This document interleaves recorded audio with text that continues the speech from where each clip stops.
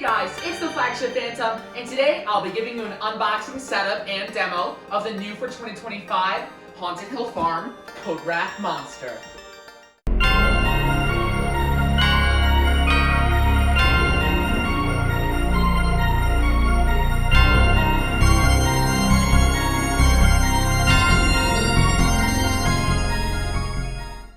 So welcome back to the channel, everybody. I know it's been a long time since I've uploaded like an unboxing video or some video where I sort of talked and shared some sort of Halloween product. But now today, we are finally going to be getting back into that streak with this Coat Rack Monster from Haunted Hill Farm.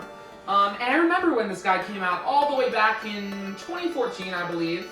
And he was one of my favorites back then. I was only 4 years old. But I still remember him being one of the most unique animatronics of the time. He was the attic theme, along with a bunch of other amazing props. I hope they return some of those soon. But anyway, he's a super unique prop, so nostalgic for him, and I'm so excited that they brought him back, and I'm gonna show him to you guys now. Okay, so let's take a look inside this guy. We changed the angles here. Just his Coat Rack Monster on the outside of the box. No artwork or anything. Just a basic brown box. Okay, and already I can see what's going on here. He's a techie prop, so usually very simple setup. Ooh, metal poles. That's very nice to see from Techie. This is what it looks like when you first open it. And they're actually, the first thing I do notice is that it comes with an adapter. And the previous Haunted Hill Farm props that I got did not come with an adapter, so it's very nice to see that. Let's get these instructions out of the way. Actually, let's start with the adapter.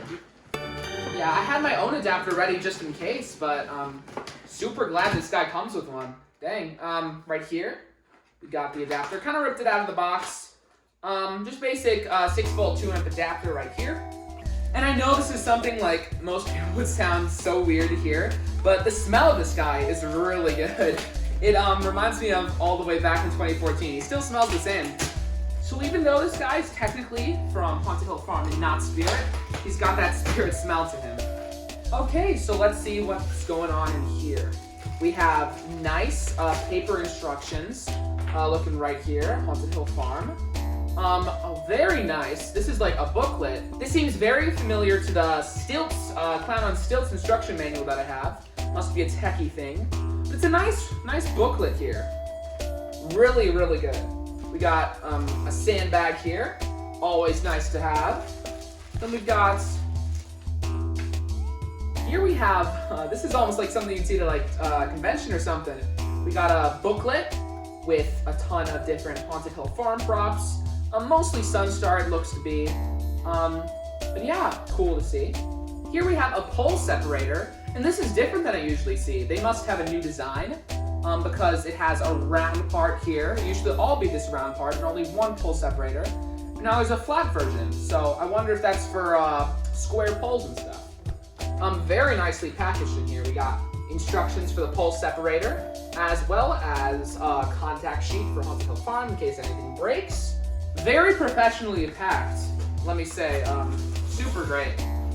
Okay, so now it is time to slide this guy on out. And this is where we're going to see the face and everything for the first time here. Okay, nice. Nice. Ooh. That's an interesting face. That's like, there's no filling in that at all. It's latex, yes. That's interesting. Mine's face looks a little squished. I'm sure I can figure that out somehow. But yeah, looks very nice. Okay. So, in this bag, we have not one, but 2 hats. Very nice. Got some twist ties in the back. Let's get these out. Okay, we got all of those out of the way. Let's take some stuff out. Here we have a very nice metal pole, labeled A and B here. With snap locks. Very incredibly high quality. I'm sure this was plastic back in the day. But this is not gonna break. This is insane. Yeah, this is genuinely some of the highest quality metal that I've ever seen out of something like this. But yeah, we got, seems bigger than usual. We got the control box with a speaker jack option, which is always nice to see. Foot pad jack, adapter. We've got on, off, / foot pad, and then human only. And I've seen a few things say that. I'm not sure really what that means. But yeah, we got battery pack right here too, just in case, which is always nice. It says animated coat rack monster on the side here. Got some wires. Oh wow, okay. We got some foam here, but we have our coat rack base, which is obviously a very plastic, flimsy thing. But if you take that off, you will see this nice metal base underneath on also very high quality metal. Okay, and I think that only leaves Mr. Coat Rack Monster himself in all his glory. We got his scarf here, looking real nice. His face, again, we got some sort of springs, must be for his arms. His head with his light up eyes. Got sensor on the hat, very nice. Okay, let's see what parts this guy has. Okay, so Coat Rack Monster comes with the metal base, the plastic base cover, which I actually saw on further inspection is a nicer plastic than those like typical clown shoe types.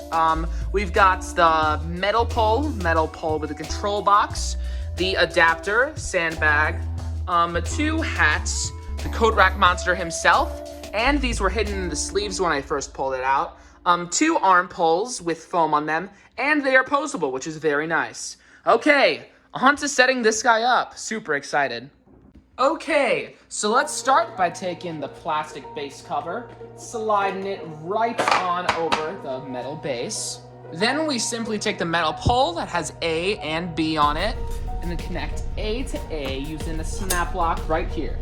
Then we gotta take the pole with the control box and connect B to B right here. Then we gotta take Mr. Coat Rack Monster right here, and then make sure he gets snap locked into the rest of this. Let's see. He should be snap locked right in. Okay, now let's turn this guy on back around, and let's pull up the back of the coat. You guys should be aware that I'm pretty sure that once these come in, they don't come out, so that's a storage issue, I guess. But anyway, let's go ahead and put this one in. Pretty sure we gotta first slide it through the sleeve here and get it right in there to D. Okay, slide the arm right in there. Then connect to E. Okay, so let's slide the coat back down. Should look a little bit like this. And now I just think we should place the hats as we wish, just like so. Okay, now we just connect the wires from Coat Rack Monster and the control box together. Okay, so let's go F to F,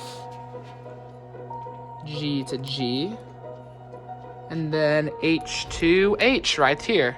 Okay, let's turn this guy back around, see how he's looking. Very nice.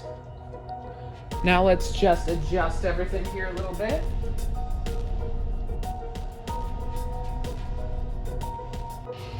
I'm not gonna do this next step at the moment since it's unnecessary for me right now.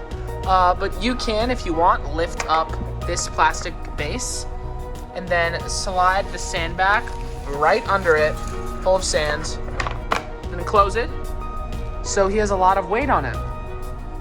And then we finally plug the adapter into the jack. And now we just gotta plug it in and see it go. Here is this guy's demo.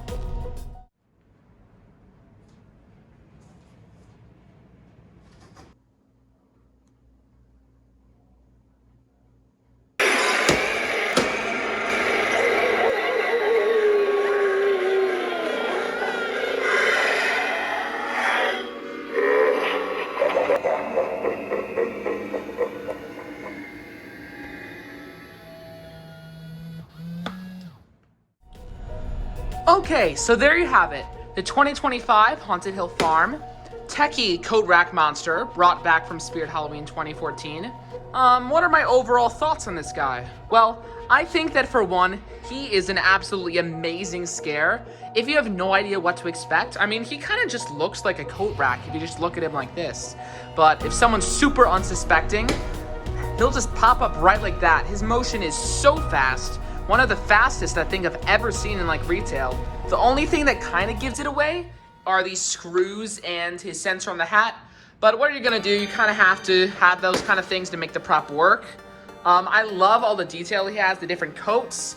It goes even around back, all this little detail. We got these little buttons, the scarf. These two hats that are actually really nice. Those could be used as real hats. They can just come right off. I only have like a few little nitpicks with this guy. I don't like the base so much. Like, it's very plasticky. The only thing is you're not going to really look at the base too much, so that's fine. Not too big of a deal for me.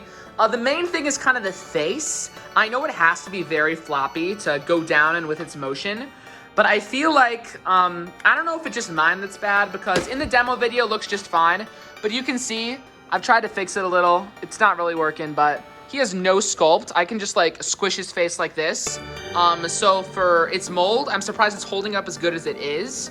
But it's just right here in this little cheek. I'm sure I can figure out how to fix it. If you guys have any suggestions, you can tell me in the comments. But yeah, you can see his face is all just kind of squished up in there.